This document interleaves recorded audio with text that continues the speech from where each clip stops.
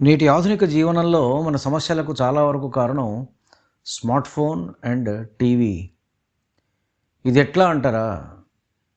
Smart ఫోన్లో ఉదాహరణకు మనం సపోజ్ ఏదైనా ఒక విషయం గురించి మనం సెర్చ్ చేసామనుకోండి, వెతికామనుకోండి, అంతే వెంటనే దానికి సంబంధించినటువంటి ప్రకటనలు, దానికి సంబంధించినటువంటి విషయాలు మన ఫేస్బుక్లో వస్తుంటాయి, లేకపోతే అమెజాన్లో వస్తుంటుంది, నోటిఫికేషన్లు వస్తుంటాయి. మనం కొనేదాకా వాడు వదిలిపెట్టడు. మనం మాట్లాడామనుకోండి ఎవరితోటన్నా ఏ విషయం గురించి అయినా సరే, మనం స్మార్ట్ ఫోన్లో ఫలానాది అని ఏదన్నా మాట్లాడామనుకోండి, ఒక కారునో, ఒక మోటార్ సైకిల్నో, లేకపోతే ఒక ఇళ్ళనో, దానికి సంబంధించిన విషయాలన్నీ కూడా మళ్ళీ వెంటనే అడ్వర్టైజ్మెంట్స్లో వచ్చేస్తూ ఉంటాయి.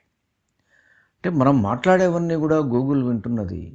ఆర్టిఫిషియల్ ఇంటెలిజెన్స్ సహాయంతో మనం ఏమి మాట్లాడుతున్నామో, మనం వేటికి సంబంధించినవి అవసరమో అదంతా ఒక రకమైన క్యాలిక్యులేషన్స్ లాంటివి చేసి దానికి సంబంధించిన వ్యవహారాలనే మన ఫోన్లో ఒక క్రమ పద్ధతిలో పంపిస్తున్నది. అలానే టీవీల్లో ఒక అడ్వర్టైజ్మెంట్స్ వస్తున్నాయి. ఆ అడ్వర్టైజ్మెంట్స్ చూసి చూసి చూసి చూసి చూసి మన మనస్సు ఏంటి, అది కొనాలి అనిపిస్తుంది, మన చేత కొనిపిస్తుంది. ఆ కొనిపించడం ఎట్లా కొనిపిస్తుంది? అప్పు చేసి మరీ కొనిపిస్తుంది, ఈఎంఐలు కట్టించేటట్టుగా చేస్తుంది. డబ్బులుండి మనం కొంటే పర్వాలేదు, లేదు లోన్ తీసుకొని కొని ఈఎంఐలు అంటే మళ్ళా మనిషికి భారమే. అంటే ఏమిటి? ఇదంతా కూడా మన ఇంద్రియాలని వేరే వాడు అదుపు చేస్తున్నాడు. Somebody is controlling us, somebody is controlling our mind, somebody is controlling our thought force, somebody is trying to shape our likes and dislikes. Who is that somebody అంటే వాడే బిజినెస్ మ్యాన్. మన ఇష్టాయిష్టాలని వాడికి అనుగుణంగా వాడు ఇక్కడ ఫ్రేమ్ చేస్తున్నాడు, వాడికి అనుగుణంగా వాడు. అంతేగాని మనకి ఏది ఇష్టమో, మనకి ఏది అయిష్టమో మనం నిర్ణయించుకొని బయటకు పోయి కొనుక్కోవడం కాదు. వాడు దాన్ని ఫ్రేమ్ చేస్తున్నాడు, వాడు దాన్ని ఒక చట్టంలో తీసుకొచ్చి బంధిస్తున్నాడు. శబ్ద స్పర్శ రూప రసగంధాదులు, శబ్దము అద్భుతమైనటువంటి మ్యూజిక్ వస్తుంది. ఎదుటివాడు మాట్లాడేవన్నీ కూడా మీ చెవిలో పెట్టుకుంటే చాలా గుసగుసలాడి చక్కగా బ్రహ్మాండంగా ఉంటుంది, లేదా మీ వాయిస్ చాలా అద్భుతంగా దీంట్లో వినిపిస్తుంది. ఇట్లా రకరకాలుగా స్పర్శ. ఇక స్పర్శ విషయానికి వస్తే ఈ దాంట్లో ఉండేటువంటి వ్యవహారాలు సామాన్యంగా లేవు. మనం టీవీల్లో అందమైన వ్యక్తులను చూసినప్పుడు, మనం స్త్రీ అయితే పురుషుడైనా, మనం పురుషుడైతే స్త్రీ గురించి, స్త్రీ అయితే పురుషుడి గురించి, మనకు సంబంధించిన వాళ్ళు ఆ విధంగా ఉండాలి, ఈ విధంగా ఉండాలి అనేటువంటి ఒక కండిషనల్ థాట్లోకి వెళ్ళిపోతున్నాం మనం. శబ్ద స్పర్శ రూప రసగంధాదులు, మన రూపం, మనం తినేటువంటి తిండి, తర్వాత మనం పీల్చేటువంటి గాలి, సెంట్స్, ఇవన్నీ కూడా దోస్ పీపుల్ ఆర్ కండిషనింగ్ అస్. శబ్ద స్పర్శ రూప రసగంధాదుల్ని కండిషన్ చేస్తున్నది నేటి మోడర్న్ సమాజము అని మనం అనుకుంటున్నటువంటిది. మనల్ని ఒక చట్రంలోకి నెట్టేస్తోంది, ఒక ప్యాటర్న్లోకి నెట్టేస్తోంది. ఆ ప్యాటర్న్ ఏమిటంటే ఎప్పటికప్పుడు కూడా మనం పాతవన్నీ కూడా మార్చేసేయాలి. పాతవి మార్చేసేయటం. ఇప్పుడు స్మార్ట్ ఫోన్ ఉంది, 3-4 ఏళ్ల తర్వాత వాడు he stops sending those updates. Software updates మానేస్తాడు, వైరస్ వస్తుందంటాడు, ఇంకోటి అంటాడు, నీ డేటా ప్రైవసీ ఉండదంటాడు. ఏం డేటా ఉంటుందో నాకు అర్థం కాదు, నీ డేటా ప్రైవసీకి భంగం అవుతుందంటాడు, నువ్వు అన్యాయం అయిపోతావు అంటాడు. దీంతో మనలో ఒక రకమైనటువంటి ఫియర్ పుట్టుకొచ్చి మనం 3 ఏళ్ళు కాకముందే ఆ ఫోన్ మార్చేస్తూ ఉంటాం. So such type of things they are creating in our mind. ఏదైనా చూడండి, సికమ్ you name it, everything is being conditioned. ఇవాళ కారు కొని మనం ఇంటికి వస్తే 10 రోజుల తర్వాత Cars24 వాడు ఫోన్ చేస్తాడు, నువ్వు కారు అమ్ముతావా అని. నీ సెకండ్ హ్యాండ్ కారుకి, నీ కారుకి నేను ఇంత ధర ఇస్తాను. అరే నేను కొన్నది 15 రోజులేరా అయింది, అప్పుడే నువ్వు నాకు Cars24లో నాకు ఎట్లా ఇది, నేను ఎందుకు అమ్ముతాను సెకండ్ హ్యాండ్ది? కనీసం వాడుకోవాలి కదా, దాని డెప్రిసియేషను, దాని వగైరా, దాని ఎంత కనీసం 10 ఏళ్ళ దాకానే నేను ఎంజాయ్ చేయాలిగా. కాదు, కొన్న 2వ నెల నుంచో 3వ నెల నుంచో Cars24 నుంచి వస్తుంది, లేకపోతే ఫలానా బ్యాంక్ వాళ్ళు ఏమంటారు, మేము we are going to give you a loan on your car, మీ కార్ మీద లోన్ కావాలండి అంటాడు. సో ఇన్ని రకాలుగా మనల్ని రెచ్చగొడుతున్నారు, మన ఇంద్రియాలని వాళ్ళ కంట్రోల్లోకి తీసుకుంటున్నారు. సో ఇంద్రియాల కంట్రోల్లోకి వెళ్తే ఏమవుతుంది? వాళ్ళ కంట్రోల్లోకి, ఎదుటివాడి కంట్రోల్లోకి జీవితం సర్వనాశనం అవుతుంది. బ్యాంక్ ఉద్యోగంలో మేము చేరిన కొత్తల్లో మాకొక మిత్రుడు ఒక ఆయన చెప్పారు, అంతకుముందు సీనియర్ ఒక ఆయన, నువ్వు బ్యాంకులో చూసేటువంటి డబ్బులన్నీ కూడా అవన్నీ రంగు కాగితాలు అనుకో, అవి డబ్బు అనుకున్నావుంటే నీ మనసు చెదురుతుంది.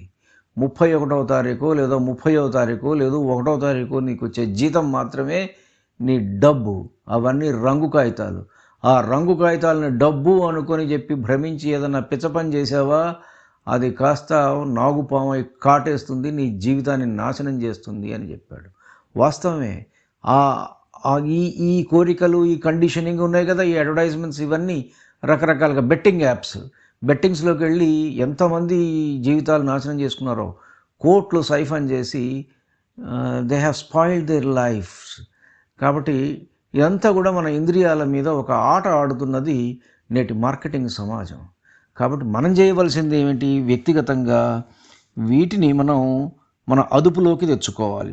శిక్షణ పొందని అదుపులోకి రాని గుర్రాలు మూర్ఖుడైన సారథిని మార్గమధ్యంలో కూలదోసినట్లు, శిక్షణ పొందని అన్ట్రైన్డ్, మన అదుపులోకి రానటువంటి, మన ఇదిలోకి లేనటువంటి, మన అదుపాగ్యంలో లేనటువంటి గుర్రాలు మూర్ఖుడైనటువంటి సారథిని దారిలో వాడు వెళుతూ ఉంటే కూలదోసేసాయట, శుభ్రంగా పడేసినాయట. అదేవిధంగా ఈ ఇంద్రియాలు మనస్సు అనేటువంటివి మనిషిని చంపివేస్తాయి. ధ్యాయతే విషయాన్ పుంసః సంగస్తేషు ఉపజాయతే, సంగాత్ సంజాయతే కామః, కామాత్ క్రోధోభిజాయతే, క్రోధాత్ భవతి సమ్మోహః, సమ్మోహాత్ స్మృతివిభ్రమః, స్మృతిభ్రంశాత్ బుద్ధినాశః, బుద్ధినాశాత్ ప్రణశ్యతి. ఇదంతటికి కారణం ఏమిటి? ధ్యాయతే విషయాన్ పుంసః. ఈ విషయాల గురించి మనిషి ఆలోచిస్తుంటే దాని మీద ప్రేమ పెరిగి, మోహం పెరిగి, అది కామంగా మారి, అది తీర్చుకునే మార్గాలు కానరాక, లేదు తీర్చుకున్న తర్వాత అయినా సరే అది క్రోధంగా మారి, ఆ క్రోధం ఇంకో రకంగా మనిషి యొక్క బుద్ధిని కప్పివేసి, దానివల్ల మనం జ్ఞాపక శక్తి కోల్పోయి మొత్తం సర్వనాశనం అయిపోతుంది. సో మన ఇంద్రియాల మీద మనకు అదుపు ఉండాలంటాడు విదురదేవుడు. దానికి చక్కటి శ్లోకం ఇది. ఏతాన్యనిగృహీతాని వ్యాపాదయితుమప్యలం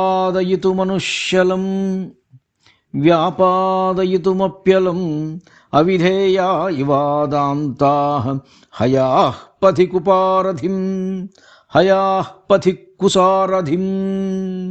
ఏతాన్యనిగృహీతాని వ్యాపాదయితుమప్యలం అవిధేయా ఇవాదాంతాః హయాః పథి కుసారథిం. శిక్షణ పొందని అదుపులోకి రాని గుర్రాలు మూర్ఖుడైన సారథిని మార్గమధ్యంలో కూలదోసినట్లుగా అదుపు చేయబడని ఈ ఇంద్రియాలు, మనస్సు మానవుణ్ణి చంపివేస్తాయి. మనస్సు అనేటువంటి తెర మీద మనం పదే పదే వేసుకునేటువంటి నాటకమే ఈ జీవితం.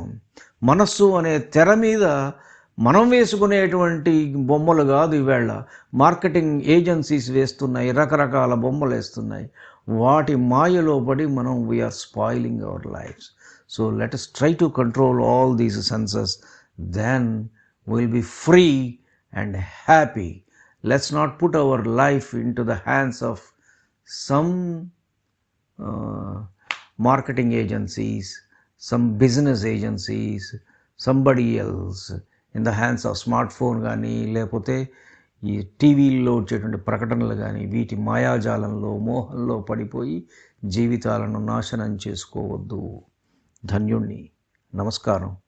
మీ ఊటుకూరు జానకిరామ.